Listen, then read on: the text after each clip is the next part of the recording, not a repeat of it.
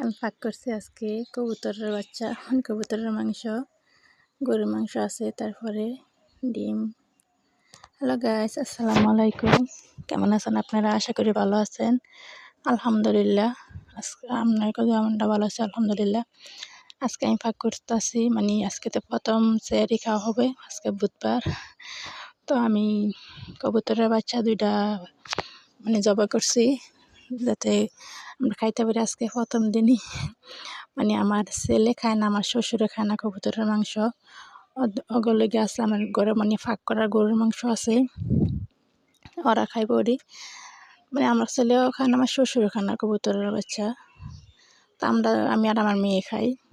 আর মানে একটাকে আমি দেখছি রমজান মাসে আল্লাহ যেভাবে অনেক পদের তরকারি মিলাই দেয়, আলহামদুলিল্লাহ।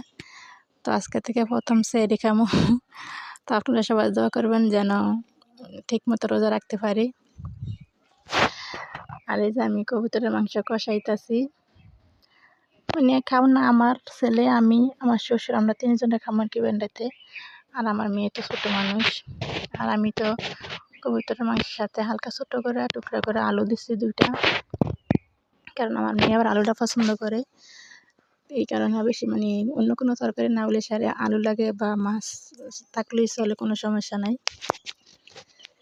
আর এই যে কষানোর পরে ঝোল দিয়ে দিছি। এই যে মানে হইতেছে, বাচ্চারি তো বেশি সিদ্ধ করা লাগে না বেশিক্ষণ, হালকা সিদ্ধ হলে চলে। আর এই যে ডাল বসাইছি এক পাওয়ালো, আর এক পাওয়ালো মাংস বসাইছি, মানে এটা মাসকলির ডাল। আর রান্না ছিল মাসকলির ডাল।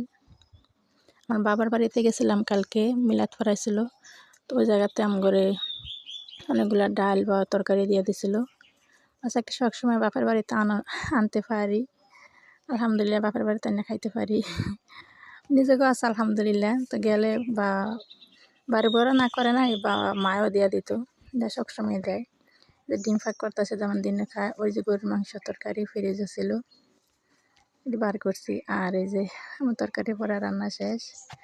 আর আপনারা যদি আমার ভিডিও ভালো লাগে লাইক শেয়ার ফলো দিবেন, একটু দেখবেন, চ্যানেল সাবস্ক্রাইব করবেন, কমেন্ট করবেন। ভালো থাকবেন আপনারা সবাই। আল্লাহ হাফেজ। এতক্ষণ দেখার জন্য ধন্যবাদ।